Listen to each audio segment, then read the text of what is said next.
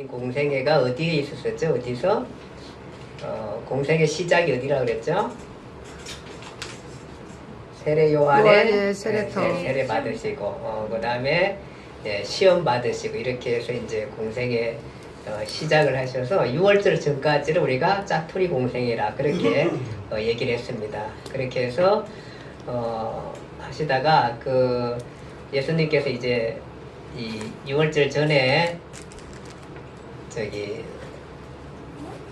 어디죠? 가나에 가서 혼인잔치에 참여하시잖아요. 그때 이제 데려갔던 제자가 5 제자가 있었어요. 그렇죠?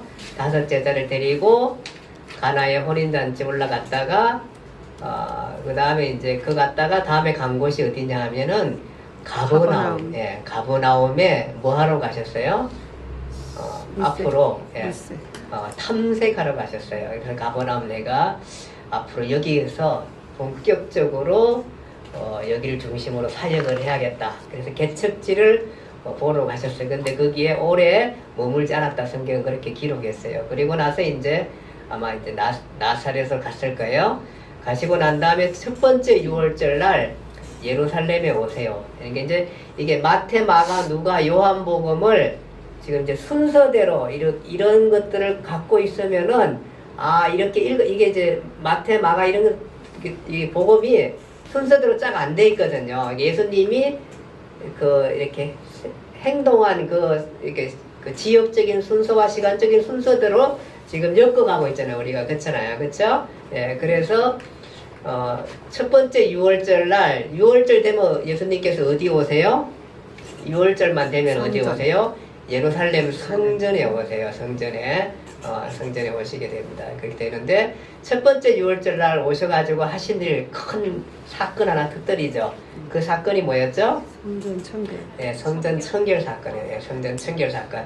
성전 청결 사건이에요. 이것 때문에 이거는 정말로 누구도 할 수 없는 감히 이게 왜냐하면 굉장히 아주 잘 짜여진 튼튼한 권력이에요.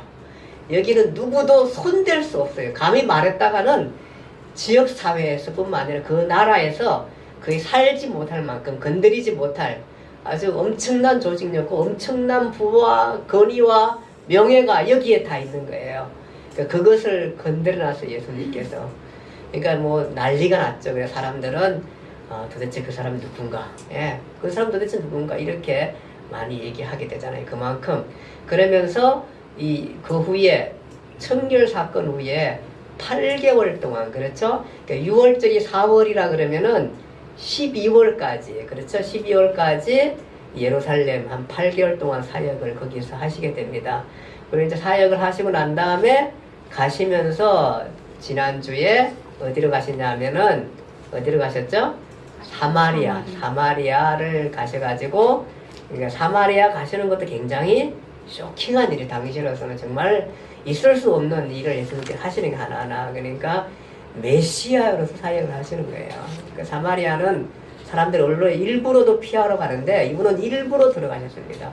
일부러 들어가셔가지고 사마리아 여인을 만나서 생수에 대해서 영원히 목마르지 않는 생수에 대해서 말씀하시게 되는 것입니다. 그 메시지가 너무 귀하죠, 그렇죠? 우리가 물을 마시고 먹고 하는데 또 물 들어온 여인에게 그리고 삶에 정말 지치고 어떤 생각하면은 아무런 행복과 가치와 삶의 이런 모든 것들을 느끼지 못하는 한 여인에게 내가 바로 그 생수다. 네가 목말라 했던 것들을 채워줄 수 있는 생수다. 그래서 나를 통해서만이 네가 목마름을 채울 수 있다. 그 얘기를 해주시잖아요. 그래서 생수, 복음, 메시아인 것을 자기가 전하게 되고 그리고 난 다음에 이제 갈릴리로 가시잖아요. 그렇죠? 갈릴리로 가셨는데 갈릴리 자기 고향에 가셨어요. 그렇죠? 자기 고향에 가셨는데 고향에 가셔가지고 해당에 들어가셨잖아요. 그랬는데 이미 소문이 예수님보다 소문이 먼저 갈릴리에 완전히 퍼져 있어요. 퍼져 있어가지고 그리고 해당장들과 원로들은 이미 예수가 오면 어떻게 할 것을 다 조직적으로 짜놨습니다. 그것은 뭐냐 하면 예수가 오면 우리는 뭐 하자? 매측하자. 매측하자. 그렇게 다 써놨습니다. 거기에서 예수님께서 또 말씀을 해당해서 말씀을 전하면서 내가 바로 그 메시아고 이사야가 얘기했던 바로 그 메시아가 바로 나다. 그리고 이런 이런 악에서 눌린 사람들 또 자유함을 얻고 이런 것들 포로된 자에게 자유를 주고 이런 메시지 병든 자가 낫고 이런 것들에 대한 메시지를 하면서 내가 메시아인 것을 보만 알지 않는 내가 메시아다 이렇게 얘기하자 이 사람들이 예수를 내치기 작정한 사람들 예수를 죽이려고 떠밀어내잖아요. 그래서 성경에 보면 낭떠러지에 밀으려고 그랬다. 그러니까 죽이려고 했던 거예요. 그만큼 그래서 예수님께서는 이제 이사를 하십니다. 어디로 이사하시죠? 요겁니다. 요거. 예. 여기 나사렛에서 가버나움으로 오늘 이제 이사하시면서 오늘 메시지 내용이 되겠습니다. 가버나움으로 이사를 가셔서 제가 말씀드렸듯이 여기서 이제 주 사역을 하게 되는 것입니다. 그것이 이제 첫 번째 이제 갈릴리 사역이 됩니다. 공생의 첫 번째 갈릴리 사역인데 여기서 이제 12월부터 4월까지 됩니다. 기간은 4월까지 그래 갈릴리 사역이 됩니다. 오늘 우리 교재 한번 좀 보시면은 누구 한번 읽어볼까요? 오늘 교재 몇 페이지냐면 44쪽. 다 같이 함께 읽어봅시다. 다 같이 한번 읽어봅시다. 거기 교재 44쪽. 다 같이 한번 읽어볼게요. 다 같이 함께 읽어봅시다. 예, 같이 읽겠습니다. 첫 유월절이 지난 12월부터 두 번째 유월절 4월까지 기간을 정리합시다. 이때 예수님은 가버나움으로 이사 가셔서 그곳을 본부로 삼고 드디어 첫 갈릴리 활동을 하십니다. 예수님은 대중사역을 하시면서도 한편 사역팀이 있어야 한다는 사실을 보여주십니다. 모세에게 10부장, 50부장 같은 부대장들이 필요했던 것처럼 예수님도 사역을 함께 도울 리더들이 필요하셨습니다. 충성된 일꾼들과 팀 사역을 하셔야 했습니다. 한 사람씩 단계적으로 접근하시면서 지도자 훈련도 하시는 모습을 놓치면 안 됩니다. 예수님은 갈릴리 대중사역을 하시면서도 측근에서 예수님의 사역을 도울 리더들을 견고하게 세워나가시는 일을 소홀히 하지 않으신 거예요. 자, 보실까요? 예, 그 부분입니다. 자, 이번에 이제 첫 갈릴리 사역 가버나움에서 사역이 됩니다. 그 첫 갈릴리 사역 제1년 12월에서 제2년 4월까지인데요. 예루살렘 사역 후 비로소 갈릴리에서 전파하신 메시지. 그 메시지 내용이 뭘까요? 메시지 내용이 뭐냐 하면은 바로 거기 괄호 안에는 회개하라 천국이 가까웠느니라. 예, 메시지 내용입니다. 회개하라 천국이 가까웠느니라. 그렇게 말씀을 하시게 되는 것입니다. 예, 예수님은 이 땅에 오셔서 이 천국 복음을 전파하신 것입니다. 그러니까 우리가 천국이 있다는 것들을 알려주고 그 예수 그리스도 자신을 믿음으로 말미암아 천국에 갈 수 있다는 것을 우리에게 알려주시게 되는 것입니다. 두 번째는 제자들을 다시 부르십니다. 마가복음 1장 16절에서 20절. 우리가 제자들 부른 거 기억나시죠? 언제 불렀었죠? 언제 불렀죠? 짜투리 공생회 때 제자들 5명 불러가지고 가나의 혼인잔치에 가시잖아요. 그렇죠? 5명 그 누구 기억나나요? 누군지? 베드로, 요한, 안드레, 빌립, 누구죠? 바돌로메 맞습니다. 나다나엘이라는 바돌로메. 예, 맞습니다.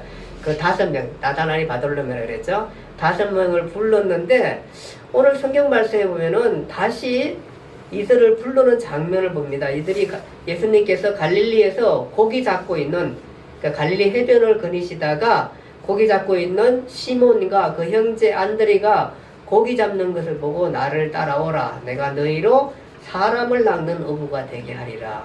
그렇게 하자 그들이 이제 그물을 버려두고 따라가게 됩니다. 그런가 하며 야고보와 요한도 거기 가까이 어디서 이제 고기를 잡고 잡으려고 그런지 그물을 깁고 있습니다. 그럴 때 야고보와 요한도 부르게 되는 것입니다. 그래 이게 헷갈려요. 그래서 전에 불렀는데 뭐 또 불러 이럴 수도 있는데 아마 생각에는 아마 그런 것 같습니다. 정리를 하면은 처음에 불렀을 때는 이 사람들을 풀 사역자로 부른 게 아니에요. 그냥 세례 요한의 세례터에서 만나가지고 불러서 이 사람들이 갈릴리 고향이다 보니까 같이 올라간 거예요. 올라가고 이 사람들 여전히 부르긴 했지만 여전히 자기 일들을 하고 있었어요. 그러니까 고기 잡는 일들, 자기 어부의 일들을 하고 있었어요. 근데 이제 이번에 부른 거는 좀 달라요. 어떻게 불렀을까요? 이제는 뭐냐 하면은 제자로 불렀어요. 그러니까 이제는 풀 사역자로. 지금까지는 파트 사역자로 예수님이 필요 왔다 가기도 하고 이렇게 했을 거예요. 근데 지금은 풀 사역자로 불러서 이 사람들이 검을 아예 던져 버려두고, 예, 그 표현을 그렇게 했어요. 던져 버려두고 그렇게 불렀어요. 내가 이제부터는 고기 낚는 어부가 아니라 무슨 어부예요? 사람을 낚는 어부야.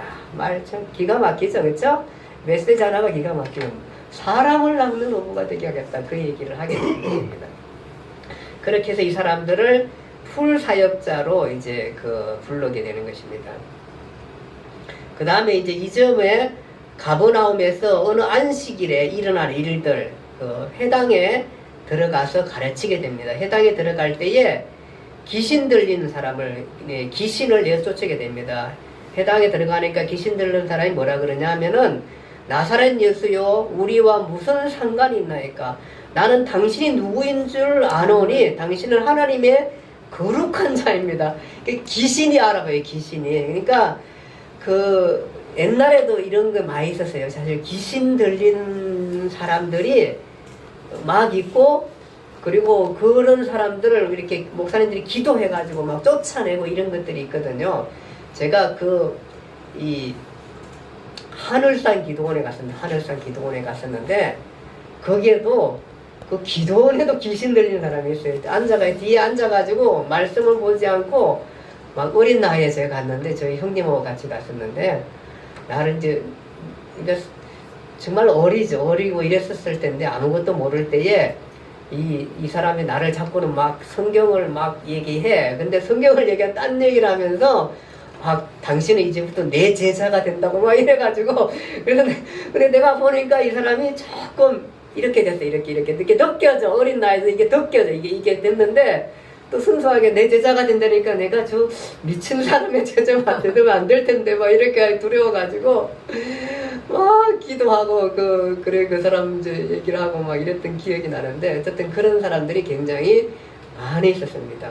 한 번은 제가 말씀을 드렸나요? 개척교회인데 거기는 이렇게 사람이 들어올 수가 없는 창고, 연탄이 까져있는 창고인데, 한참 우리 막 예배 드리는데 문 잠겨있는데 문을 깨고 두 사람이 취해가지고 풀떡 예배드는 이쪽에서 튀어나온 거예요. 여기서 튀어나왔어요. 이게 이제 문인데 거기서 갑자기 튀어나와가지고 우리가 막 그 학생회 예배 때, 그때 내가 그 은혜 받고 이제 교회 다닌 지 많이 안 됐는데 굉장히 열심히 막 불이 붙어가 했을 때인데 튀어나온 거예요. 막 우리 전사님 막 설교하고 막 한창 열 부르는데 튀어나왔어요. 술 취해가지고 들어가면 둘이 막 싸우는 거예요. 그런 과정들도 보게 되고 하고, 술 먹으면 원래 객기가 좀 있어요. 그제 며칠 전에 여기 은행 갔다가 오는데 막 술 먹은 사람이 한번 해볼까? 너 어버치기 하면 끝나는데? 그래서 내가 좀 작은 사람이 큰 사람 어버치기 한다 그래서 내가 진짜 어버치 하나 좀 보고 가야지. 그래서 내가 봤어. 봤는데 결국은 말로만 그렇게 해서 서로 어버치기를 안 하더라고. 술 피해갈까봐. 어쨌든 간에 객기라는 게 이런데, 미친 사람들이 있어요. 이게 이렇게 미쳐가지고 뭐라 그러냐면 예수님을 다 아는 거예요, 이 사람이. 그러니까 예수님께서 자제를 시키면서 얘기를 하죠. 그러면서 그 귀신이 물로 빠져나온 그 자리에서 나오라 하니까 귀신이 나와가지고 오늘 이거 성경 읽은 말씀처럼 그렇게 이 사람이 정상으로 되게 됩니다. 그러자 이 사람들이, 그 주변의 사람들이 뭐라 그러냐면은 그 사람에게 경련을 입고 그 큰 소리를 지르면 그 귀신이 나왔다, 그렇게 기록하고, 사람들이 주변에서 말해 새 교훈이다, 더러운 귀신들에게 명한적 순종하는 거다, 도대체 이 사람은 누굴까, 이런 생각을 하게끔 하게 합니다. 그래서 귀신을 내어 쫓게 되기도 하고, 그 다음에 가보는 그 안식일에 지나서 이제 그 베드로의 장모님이 열병을 앓고 있을 때 열병을 고치기도 합니다. 아마 그 당시 요단강 그 습지 주변에 말라리아 같은 이런 것들이 많이 있다 그래요. 열병을 일으키는 것이. 근데 예수님께서 베드로의 장모도 고치게 되는 것입니다. 그러니까 베드로가 결혼한 거 알죠? 그래요? 결혼했다 이렇게 우리가 알 수 있습니다. 그런데 결혼 생활하는 얘기, 부인 얘기, 아이들 얘기 하나도 안 나옵니다. 베드로에 대해. 다만 여기에서 이제 기록해서 우리가 베드로는 결혼했구나 이렇게 했는데 아마 그 베드로가 풀 사역을 하는데 이것이 굉장히 결정적으로 도움을 주지 않았을까. 그렇지 않았으면 부인이 풀사역자로 잘 안 보낼 수도 있어요. 맨날 예수님 쫓아다닌다 그랬는데 자기는 안 가고 이러면은 아마 그런데 아마 이런 그 병을 고치는 것을 아마 부인이 보고 아, 당신이 참 그 예수님을 따라다니는 것에 대해서 굉장히 귀한가 아닌가 이런 생각을 하게 됐을 겁니다. 그래서 예, 그렇게 아마 그 풀사역자로 하셨을 때에 반대하지 않았을 것이다 이런 생각을 추측을 할 수도 있습니다. 그런가 하면 이제 그 후에 예수님께서는 수리와 갈릴리, 데가볼리 이런 여러 유대 요단강 건너에서 수많은 무리가 예수님을 따르게 되고 그들을 전도하게 됩니다. 네 번째는 뭐냐면 그 후 온 갈릴리를 순에 전도하며 갈릴리를 공략하셨다 그렇게 있습니다. 내가 다른 동네에도 복음을 전해야 하리라. 온 갈릴리를 두루 다니사 그들의 해당에서 가르치시며 천국 복음을 전파하시며 백성 중에 모든 병과 모든 약한 것을 고치시더라 이렇게 말하게 되는 것입니다. 그래서 그가 메시아인 것을 확실하게 계속해서 나타내 주는 것을 보게 됩니다. 그런가 하면 다섯 번째는 순회 전도 후 중풍병자를 고치시고 뇌의 마태를 부르심. 예, 중풍병자 고치시는 것은 중풍병자를 사람들이 네 사람이 이제 상을 가지고 막 들어오려고 이렇게 못 일어나 아예 상체로 들고 들어왔는데 못 들어오니까 사람이 너무 많으니까 지붕을 뚫고 들어왔어요. 당시 유대는 지붕을 이렇게 뚫기가 좀 쉽다고 그렇게 얘기해요. 어쨌든 간에 그거를 뚫고 상을 드러내가지고 그렇게 내려온 것을 우리가 보게 합니다. 그렇게 해서 근데 예수님께서 그 사람에게 뭐라 그래 내 죄 사함을 받았나니라 그렇게 일어나 가라 그렇게 얘기합니다. 그러자 이 내 죄 사함을 받았느란 이 말 때문에 당시에 거기에 앉아 있던 바리새인과 율법고사들이 이게 불경한 것이라고 해가지고 예수한테 그 얘기를 하게 되는 것입니다. 그런데 예수님께서 뭐라 그러냐면은 내 죄 사함을 받았느라는 말과 일어나 걸어가라 하는 말 어느 것이 쉽겠느냐. 그러나 인자가 땅에서 죄를 사하는 권세가 있는 줄 너희로 알게 하리라. 일어나 내 침상을 가지고 집으로 가라. 이렇게 말하게 되는 것입니다. 아, 놀라운 일이죠. 내 죄 사함을 받았느니라. 대체 감히 이게 그러니까 바리새인과 율법 교사들이 예루살렘에서 그 사건 이후에 이 예수 그리스도를 추적하면서 계속 쫓아다니면서 얘가 무슨 얘기를 하는지 무슨 잘못을 하는 것들에 대해서 일일이 다 이렇게 기록하고 그것을 근거로 잡고 있는 것을 우리가 보게 되는 것입니다. 그래서 그럴 때에 예수님께서 그 얘기를 하게 됩니다. 인자가 죄 사하는 권세를 인자가 땅에서 죄를 사하는 권세가 있는 줄을 너희로 알게 하려 합니다. 그가 메시아인 것을 그렇게 얘기하게 됩니다. 목격한 모두 이게 중풍병자를 고치고 난 다음 목격한 모두가 하나님께 영광을 돌리며 심히 두려워하며 우리가 놀라운 일을 보았도다 이렇게 말하게 되는 것입니다. 그러니까 계속해서 그가 메시아인 것들이 그냥 보통 사람이 아닌 거죠. 그가 하나님의 아들인 것을 귀신이 얘기하고 그 다음에 제사함에 대한 권세를 얘기하면서 본인이 메시아인 것을 우리가 계속해서 알게 하시게 됩니다. 그리고 난 다음에 이제 뭐냐면 마태를 부릅니다. 마태는 직업이 뭐였어요? 세리였습니다. 세리. 네. 세리 마태를 부르는데 세리는 사실은 아마 당시에는 재정적으로는 굉장히 많이 이제 부유한 정도의 그러니까 당시 사회에서는 왜냐하면 정확한 직업을 가지고 있는 사람입니다. 그러니까 공부도 어느 정도 굉장히 해야만이 가능한 직업이었고요. 그런데 이제 자국 백성들한테는 존중을 받지 못했습니다. 왜냐하면은 자국 백성의 돈을 걷어가지고 그 세금을 걷어가지고 어디에 갖다 줘요? 로마에 갖다 바치다 보니까 그렇게 사람들이 좋아하지. 특별하게 정말로 뭐 세금을 깎아준다든지 이렇게 몰래 이렇게 참 조국 백성들 돌본다든지 이런 게 하지 않는 한은 존중을 받기 어렵습니다. 이 세리라는 사람이. 그래서 이미 세리 그러면 사람들이 죄인이다. 죄인과 같이 그렇게 취급하기도 했습니다. 그러니까 어떤 때는 정말로 심할 때는 그랬다 그래요.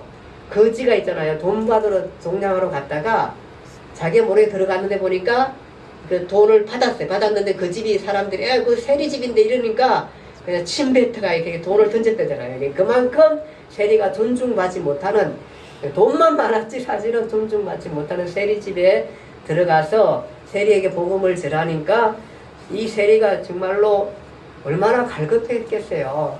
자기가 자기 백성들한테 내가 세리란 직업으로 돈을 많이 갖고 있었지만은 존중만 받지 못하는, 그러니까 아마 이게 돈이 다 무슨 소용이 있겠나, 내가 이런 생각을 했고, 아무도 자기를 친구 삼아주지 않고 자기를 욕하고 이럴 때에 예수님께서 나타나서 그 집에 들어간 것입니다. 그러니까 뭐라 그러냐면은 저가 이 바리새인과 서기관들은 뭐 계속 추적하는 거예요. 아니 죄인 당시에 이 깨끗한 사람, 그 다음에 명예로운 사람들은 죄인과 같이 먹지 않거든요. 그러니까 저 사람이 선생이라고 그러면 율법고사라면서 세리와 같이 먹는다고 놀리고 있습니다. 저 사람이 어떻게 그 예수에게 어떻게 세리와 죄인들 같이 먹느냐 그렇게 말합니다. 이 세리가 너무너무 좋아가지고 예수님을 초청했거든요. 초청해가지고 우리 집에서 잔치를 베풀었거든요. 그런데 그렇게 놀리게 되는 것입니다. 그때 나는 의인을 부르러 온 것이 아니라 죄인을 부르러 왔다. 그렇게 말하게 되는 것입니다. 이 세리가 바로 마태가 누군지 아세요? 마태복음을 기록한 그 사람이에요. 이 사람이 바로 그가 모든 것을 버려두고, 그 부유한 직업을 버려두고 누구를 쫓아가요? 이제 예수님을 쫓아가요. 세리직이라는 것도 버려둬요. 그러니까 베드로와 요한과 야고보와 안드레가 자기의 직업인 어부를 버려두고 건물을 쫓아갔던 것처럼 이 사람은 세리직을 벗어 던지고 쫓아가게 되는 것입니다. 그래서 이 사람이 똑똑해서 나중에 바로 마태복음을 기록한 사람이 됩니다. 그래서 예수님의 제자 중에 한 사람이 되는 거죠. 자, 이렇게 해서 예수님께서 갈릴리 사역, 그러니까 첫 번째 갈릴리 사역입니다. 그러니까 첫 번째 6월절 지나서 Y좌표 이동, 갈릴리로 갔다가 4개월 동안에 이제 이게 12월부터 4월달까지 갈릴리 사역을 이렇게 하시게 되고, 그 다음에 이제 4월이 돼서 다시 6월절이 됩니다. 6월절이 되니까 다시 6월절 되면 어디 가요? 예, 어디로 가요? 예루살렘 옵니다. 예루살렘 오셔서 이번 주에는 바로 뭐 하냐면은 예루살렘 그 옆에 바로 성전 옆에에 그 베데스다라는 연못이 있습니다. 연못에서 38년 된 병자를 고치게 되는 것입니다. 자, 첫 번째 6월절 예루살렘에 오셔가지고 뭐 했어요? 성전 청결 사건 했어요. 그렇죠? 기억하시면 됩니다. 첫 번째 6월절 성전 청결 사건. 두 번째 6월절 뭐예요? 지금 오셔가지고 38년 된 병자를 고치게 되는 것입니다. 이것도 또 이제 문제를, 이것이 언제냐면은 안식일입니다.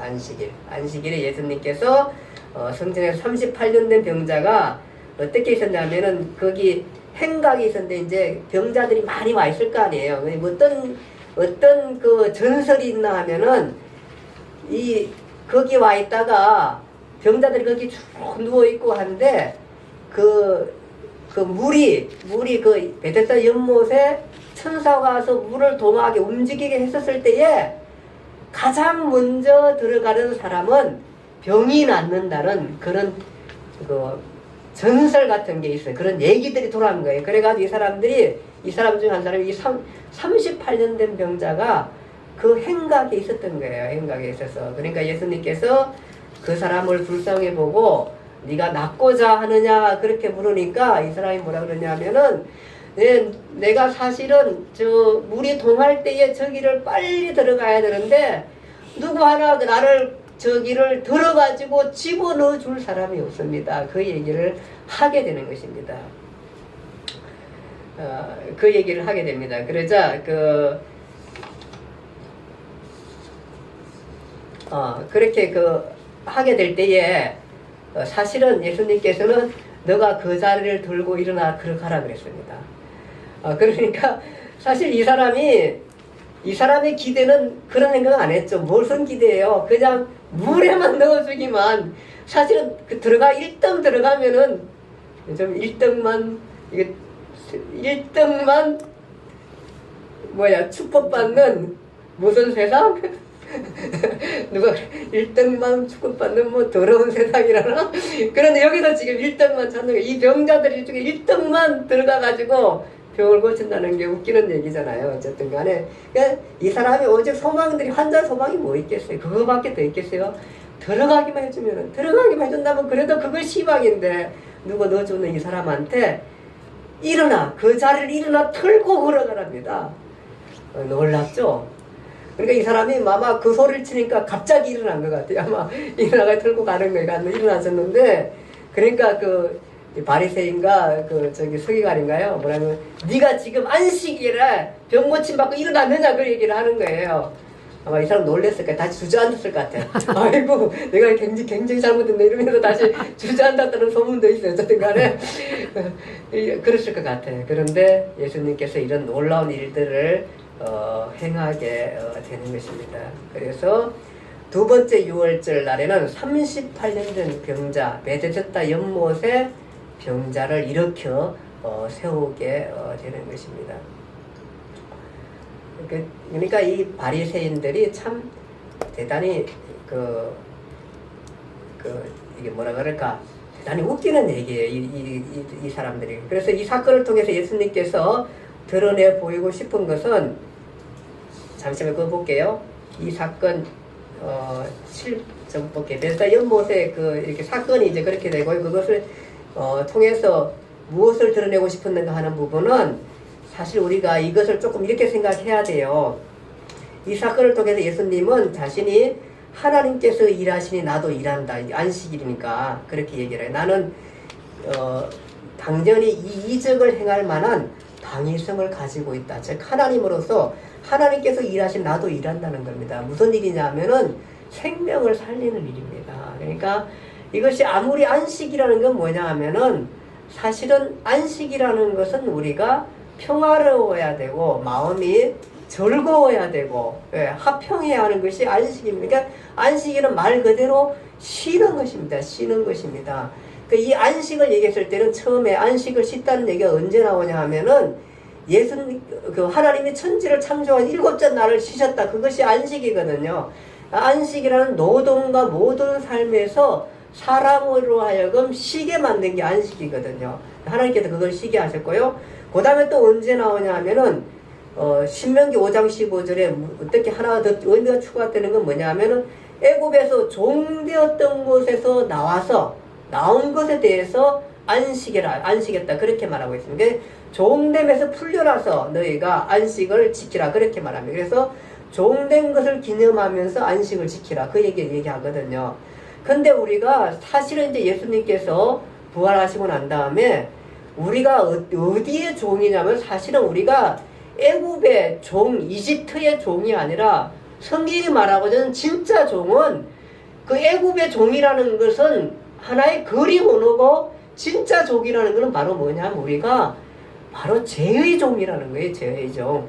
그 죄의 종에서 벗어나야 되는 거예요. 벗어나야. 근데 지금 이 죄로 인하여서 병이 왔고 병에 눌린 이 사람이 무슨 안식이 있겠어요? 안식일 날짜만 지켰다고 안식이 있겠어요? 그것이 안식이 있는 게 아니에요. 그러니까 예수님께서 안식일에 일어났냐 그 얘기를 하는 거예요. 안식일에 일어났냐. 이같이 못된 사람들이 어디 있어요?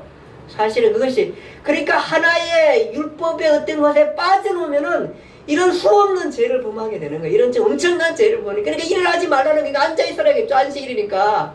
이게 말이 안 되는 거잖아요. 안 되는 일들을 지금 저지르고 있는 거예요. 그러니까 예수님 보기에 얼마나 이 사람들이 율법학자고 학자라고 하죠. 보시측하고 형편없는 사람인지 다 이런 데 다 드러나는 거 아니에요. 아니 지가 아파봤어요. 38년 동안 아파본 사람의 심정을 알아요. 그러면서 안식일로 일어나지 말라 그래요. 말도 안 되는 이거를 꼬집을 사가지고 예수님을 그렇게 하시는 게, 예수님께서 답답하니까 그 얘기를 하잖아요. 지금 그 얘기를 말씀하시는 거예요. 아버지께서 일하시니 나도 일한다. 나는 당연히 이 일을 행할 만한 당위성을 갖고 있습니다. 나중에 요한복음에 뭐냐면 18장에 보면 나와 아버지는 하나고 나와 아버지는 동등하다. 결론적으로 나는 하나님이다. 그 얘기를 하시는 겁니다. 이 대목에서 나오는 엑기스가 뭐냐 하면은 예수님께서 이후에 계속해서 그러니까 이 바리새인과 서기관들이 율법학자들이 얘기가 자꾸 이렇게 안식을 갖고 너가 안식을 범한다는 얘기를 하니까 지금 예수님께서 자신이 누구인 거에 대해서 증명을 해줘요. 아까 전에 얘기했듯이 내가 죄를 인자는 땅에서 죄를 사는 권세를 가졌다는 게 뭐냐 하면은 그가 바로 하나님이라는 얘기예요. 그 얘기를 하시는 거예요. 근데 지금 이 사건의 베데스다 사건 후에 예수님께서 확실하게 못 받고 자기가 하나님 것을 말씀해 주세요. 그것이 이제 요한복음 24장 그 위에 그 성경은 그러니까 빨간색으로 그 표시는 예수님의 말씀의 내용들이 쭉 보면은 나는 영생이다. 나는 심판자다. 내 말을 듣고 나 보내신을 믿는 자는 영생을 어떻게 해요? 얻었고 영생을 얻을 것이다 아니에요. 이미 내 말을 듣고 나 보내신을 믿는 자는 영생을 얻었고 심판에 이르지 않으니 사망에서 어떻게 해요? 생명으로 옮겨온다는 그렇게 아주 강력한 메시지로 증언하게 되는 것입니다.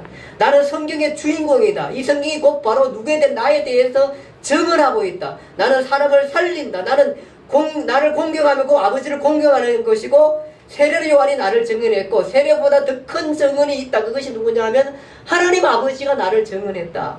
그렇게 말씀해요. 그리고 또 이 성경이 나를 증언하고 모세가 나에 대해서 썼다. 더 이상 뭐가 필요하느냐?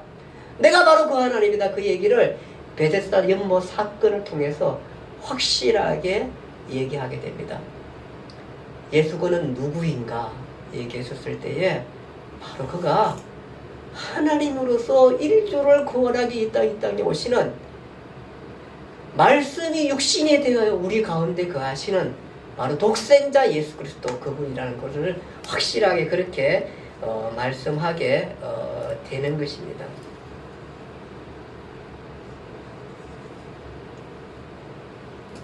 그 결과 어떤 일이 발생했는가? 그 결과 어떻게 일이 발생했는가? 그 예수를 더욱더 사람들이 죽이려 합니다. 이후에 이들의 그 행동 지침은 예수께서 가는 곳마다 쫓아다니며 일거수일투족 죽일 목적으로 증거를 찾고 핍박하기 시작함. 이후 예수님 갈릴리 사역에 계속해서 이 사람들이 붙어 다니고 증거를 찾고 그렇게 하게 되는 것입니다. 예수님께서 왜 죽으시는지 아시겠죠? 사실 이 사람들 때문에 예수님께서 죽습니다. 율법에 그러니까 어쩌면 하나님을 가장 잘 안다고 하는 이 사람들이 어떤 한 이념에 빠져가지고 예수 그리스도를 받아들이지 않음으로 말미암아 그 안식이 얼마나 그렇게 소중해요. 그렇게 소중해요. 그것이 어떻게 생명보다 소중할까요? 안식이라는 게.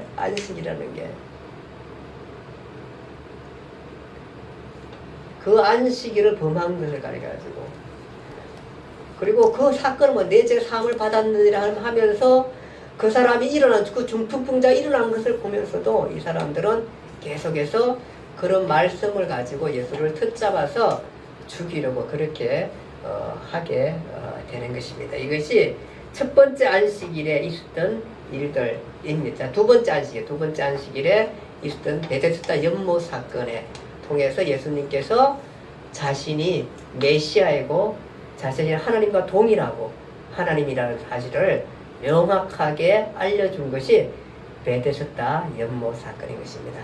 자, 이제 우리는 두 번째 유월절까지 봤습니다. 첫 번째 유월절, 그러니까 이렇게 말해요. 첫 번째 유월절은 성전 청결 사건이에요. 그러니까 이분이 갈릴리와 유대 땅, 예루살렘 왔다 갔다 하시면서 우리가 연대를 측정하게 하는데 3년 동안의 연대를 뭘로 측정하냐 하면은 1년마다 예루살렘에 오시는 걸로 측정을 하게 됩니다. 그러니까 첫 번째 왔고요.